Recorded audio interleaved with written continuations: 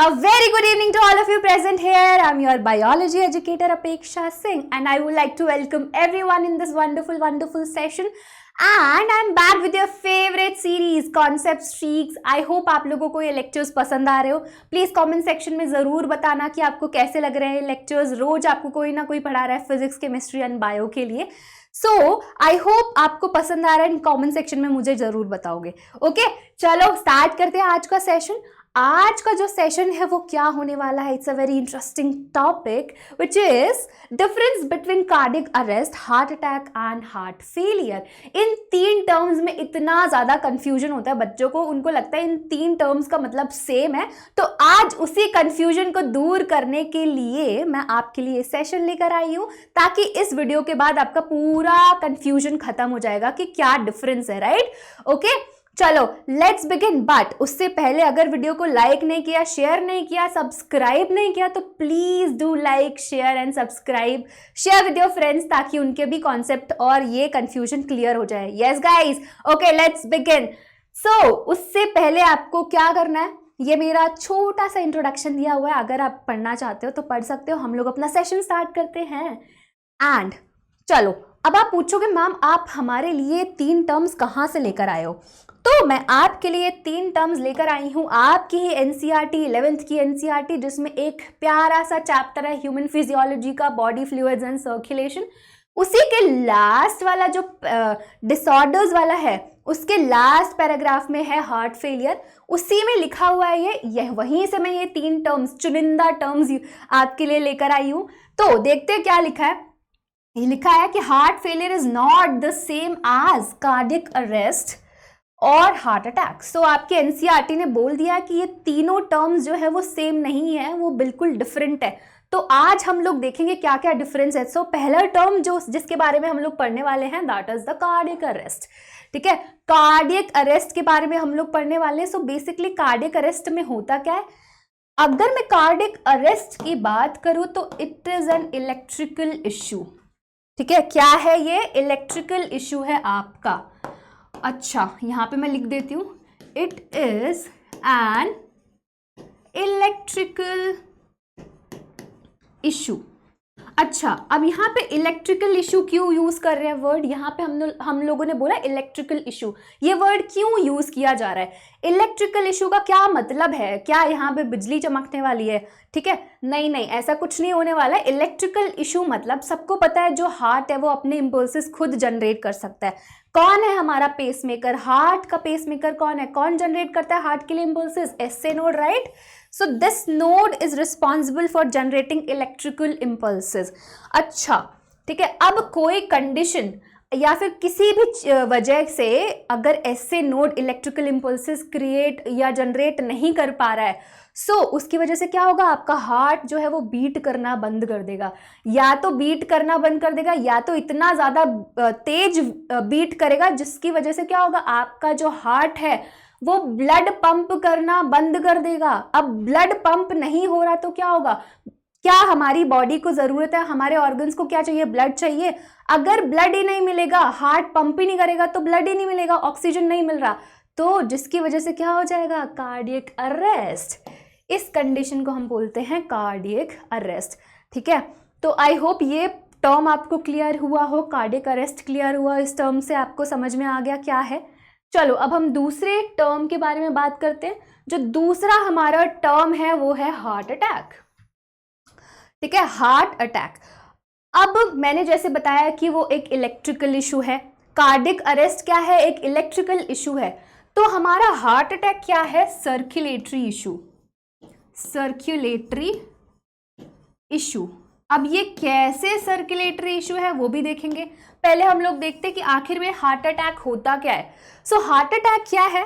A heart attack which is also called the myocardial infection. ये पूछ सकते हैं, ये वर्ड बहुत इंपॉर्टेंट है. प्लीज अपनी नोटबुक और या फिर नोटबुक में लिख के हाईलाइट कर लेना है. Very important.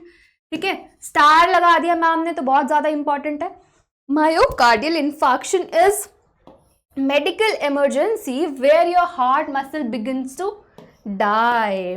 अच्छा, ठीक है, इसका क्या मतलब है कि ये एक ऐसी मेडिकल इमरजेंसी है जहां पे आपके heart muscles they begins to die. अब डाई क्यों हो रही है भाई, यहाँ पे हार्ट मसल्स क्यों डाई हो रही है?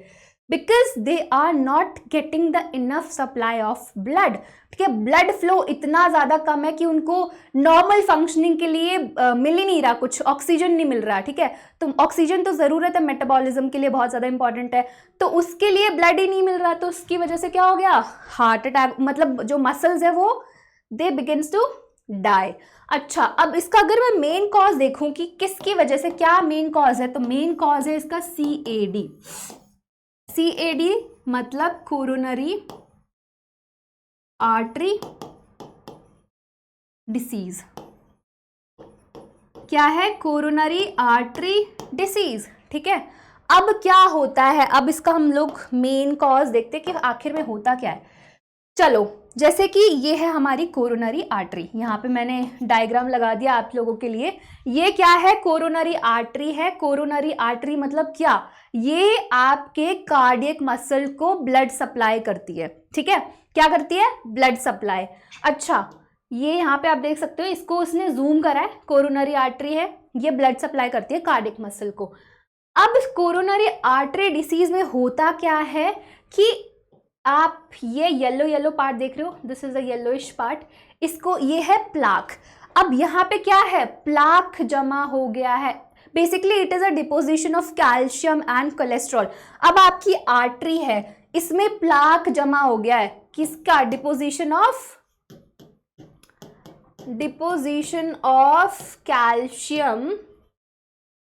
कैल्शियम और कोलेस्ट्रॉल का भी हो सकता है। तो प्लाक जमा होने की वजह से क्या हुआ? अगर आप इसके ल्यूमेन को देखोगे तो ल्यूमेन इसका क्या हो गया? नैरो हो गया है। ल्यूमेन नैरो हो गया तो उसकी वजह से क्या हो गया? Lack of blood flow. अब जितना नॉर्मल ब्लड इससे पास होता था, इस कोरोनरी आर्टरी से, और यहाँ पे ब्लड सप्लाई करता था हार्ट मसल्स को, कार्डियक मसल्स को, वो कम हो गया है। अब कम हो गया है तो वो फंक्शन नहीं कर पा रही है प्रॉपरली। ठीक है, मेटाबॉलिज्म नहीं हो पा रहा है, जिसकी वजह से क्या हो गया? उसके जो मसल्स है, डाइंग हार्ट मसल्स, क्या हो जाएगा? उसकी मसल्स क्या होने लगेंगी? मरने लगेंगी बोल सकते हैं हम, हाँ, डाइंग हार्ट मसल्स। ठीक है, तो ये है आपका हार्ट अटैक। समझ में आया? आई होप अभी तक के दोनों terms very clear to you, समझ में आया ना? चलो आगे देखते हैं। थर्ड टर्म, ये आपका आखिरी है। आई होप दोनों समझ में आएगा। अगर समझ में आए तो प्लीज कमेंट सेक्शन में जरूर बताना। ठीक है, अगर मैं थर्ड टर्म की बात करूं तो third term is heart failure. अब देखते हैं ये कैसे डिफरेंट है। देखो, अभी मैं यहाँ पे ज़्यादा इतना मेडिकल उसमें नहीं घुस रही हूँ, मैं यहाँ पे बिल्कुल एक्सप्लेन नहीं करूँगी सिम्टम्स क्या है, कॉजेस क्या है। थोड़ा जो ऊपर से आपको पता होना चाहिए कि मेनली क्या डिफरेंस है इन तीनों टर्म्स के बीच में, वही बताऊँगी। वरना मैं इसके सिम्टम्स भी बता सकती हूँ, किसकी वजह से होता है, किसकी वजह से नहीं होता है। ठीक है, बट उतना नहीं जाएंगे, आपको जितना जानना है उतना ही पढ़ाया जाएगा। ओके, हार्ट फेलियर की अगर मैं बात करूं, सो हार्ट फेलियर की अगर बात किया जाए तो ये क्या है? It is a long term condition. क्या बोल रहा है वो? It is a long term condition that happens when your heart can't pump blood well enough to give your body a normal supply. So basically it is a inability of heart to pump blood. मतलब heart जो है वो function कर रहा है, but जितना वो normally function करता था उतना नहीं कर रहा है। मतलब वो लोड नहीं ले पा रहा है ब्लड का। ठीक है, लोड नहीं ले पा रहा है वो पंप करने के लिए। समझ में आया? तो उसकी वजह से क्या हो रहा है? ब्लड नहीं मिल पा रहा, ऑर्गन्स को ब्लड नहीं मिल पा रहा है। So this condition is called the heart failure. ठीक है, क्या बोलते हैं? Heart failure. समझ में आया सबको? अच्छा, अभी बोल रहे हो कि ब्लड जो है वो लोड नहीं ले पा रहा है, अब उस ब्लड का क्या होगा? तो ब्लड क्या करेगा? बिल्डअप होना स्टार्ट करेगा। जो ब्लड है वो बिल्डअप होना स्टार्ट करेगा कहाँ पे? तो बिल्डअप होगा कहाँ पे? लंग्स में।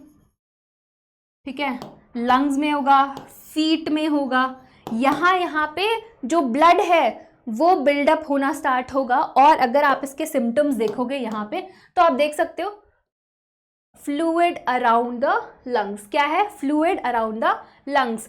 ब्लॉटेड स्टमक, यहाँ पे देख सकते हो swollen and cyanotic legs and feet, ये आपके सारे सिम्टम्स है किसके, कंजस्टिव हार्ट फेलियर के। समझ में आया, समझ में आया सबको, ये आपका नॉर्मल हार्ट है, ये आपका एनलार्ज हार्ट है। सो आई होप इन तीनों टर्म्स में आपको कोई कंफ्यूजन नहीं है, सबको समझ में आ गया क्या है क्या नहीं है, ठीक है। ओके, आगे बढ़े आगे बढ़े, एक क्वेश्चन कर लेते हैं इसका, एक क्वेश्चन देखते हैं। तो पहला क्वेश्चन है, पहला नहीं एक ही क्वेश्चन है, एक क्वेश्चन है congestive heart disease is another name for, ठीक है। अभी जस्ट देखा है गाइस, अभी जस्ट देखा, अगर इसका आंसर गलत बताया तो बहुत मार पड़ेगी। Congestive heart disease is another name for, पहला ऑप्शन है आपके पास हार्ट फेलियर, दूसरा ऑप्शन है आपके पास कार्डियक अरेस्ट, तीसरा ऑप्शन है आपके पास heart attack and fourth option है आपके पास एंजाइना, ठीक है।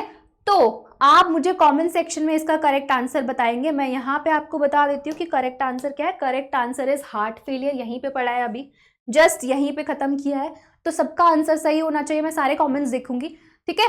चलो, अच्छा ये तीनों टर्म्स क्लियर है सबको? कमेंट सेक्शन में प्लीज मुझे बताना कि मैम क्लियर है। इसी बात पे हम लोग आज का सेशन खत्म करते हैं। So thank you so much everyone, and you know the drill guys. क्या करना है आपको? लाइक करना है, शेयर करना है, सब्सक्राइब करना है, इस चैनल को सब्सक्राइब कर दो, अपने फ्रेंड से भी सब्सक्राइब करवा दो। ओके, चलो तब तक के लिए bye bye and take care.